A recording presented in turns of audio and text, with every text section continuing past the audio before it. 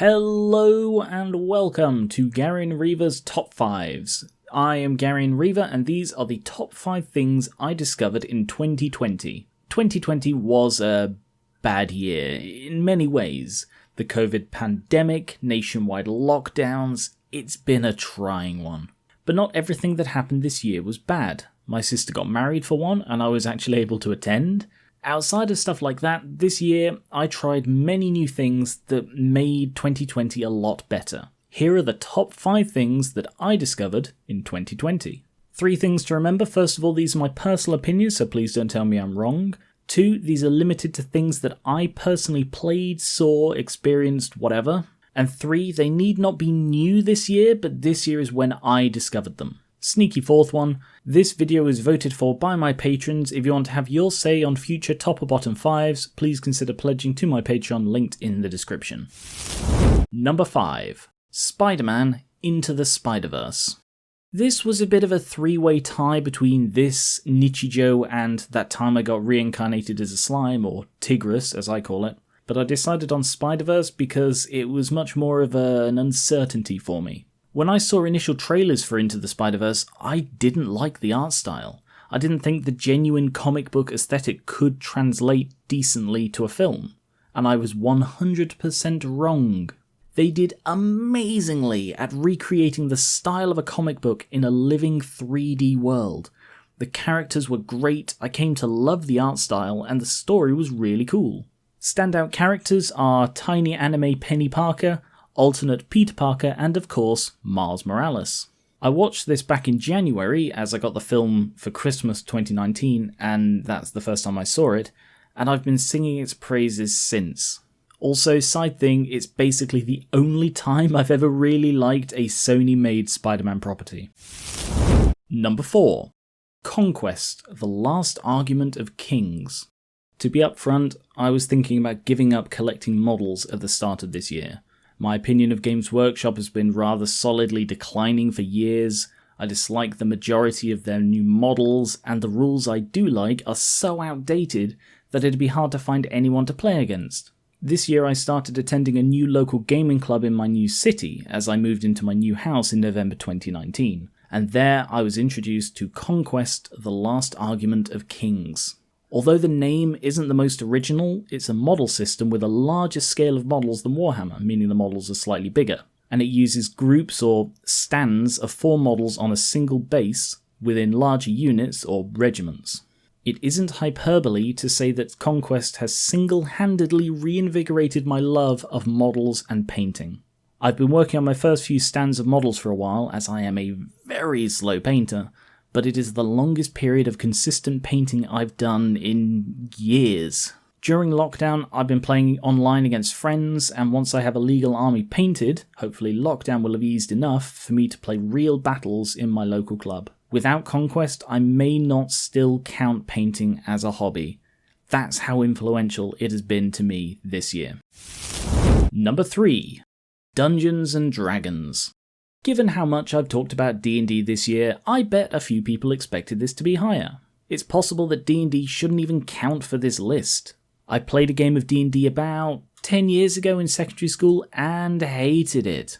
It was a boring, stodgy affair that put me off of it for the longest time. Then, last year, Moo convinced me to try a short one-shot alongside Hazel, and we both loved it. It then took me about a year to find an actual party to play with, and we began the Wandering Combine back in February. That's why I counted in this list. I discovered my love for D&D in 2020. Playing a borderline pacifist tiefling cleric named Ayla, I've been able to experience some of the most intense and involved roleplay of my life. Outside of that one campaign, which you can actually read about as I've been writing the Wandering Combine as a story, linked in the description, I have written a lot of characters for potential future campaigns and series, and actually started a character for commission thing on the side, although that's currently closed while I sort out other things. Overall, D&D is a fantastic way for me to express creativity, play a really fun game with my friends, and live character roleplay in a way that I've never been able to do before. Number 2. Arc Knights. My other big overt obsession of 2020. Arknights is a Chinese tower defense gacha mobile game. What that means is the actual gameplay is placing characters, or operators, as the towers to stop enemies from reaching the exit of the level. You unlock characters by expending in-game currency to recruit ones from a pool, or roll on banners to get otherwise unobtainable ones. It all sounds a bit bland, but it's the characters themselves that drew me in. I did a first impressions when I first tried it, but I'm yet to actually sit and read through the whole story around the main levels, although I'm getting increasingly interested in doing so. You see, the character art is stunningly pretty, with each character having a unique aesthetic and inspiration. There are no humans in the world of Arknights. Instead, every person is a race with animal or mythological traits. My favourite character is Exusier, a Sancta or angel person. It was a piece of Keychain's art featuring Exusier combined with Keychain's enthusiasm for the game that got me to try it in the first place. You see, I really, really love angelic aesthetic and imagery, and Exusier's shard wings are a very different take on it. I've done a few streams on Arknights, so check those out for more on the gameplay itself. Like other mobile games, although I do play an official PC port emulation thing, it has daily missions and login rewards with regenerating sanity that you use to play levels. I am a little proud to say that I've not missed a single day since I started playing properly back in April. And finally, number 1. The Miskatonic. I don't know where to start with this. The Miskatonic is a short visual novel set in an interpretation of the Cthulhu mythos. It follows a witch who's hired as a security guard for the occult science department of the Miskatonic University, which is a famous university in the Cthulhu mythos. There she encounters numerous people and creatures who are usually some kind of terrifying. It's adorable.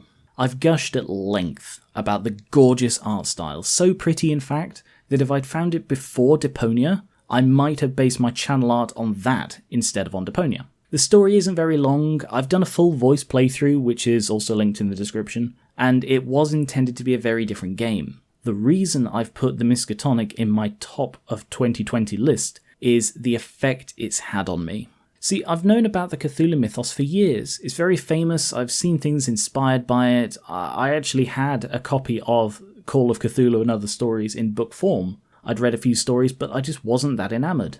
The Miskatonic made me love the mythos.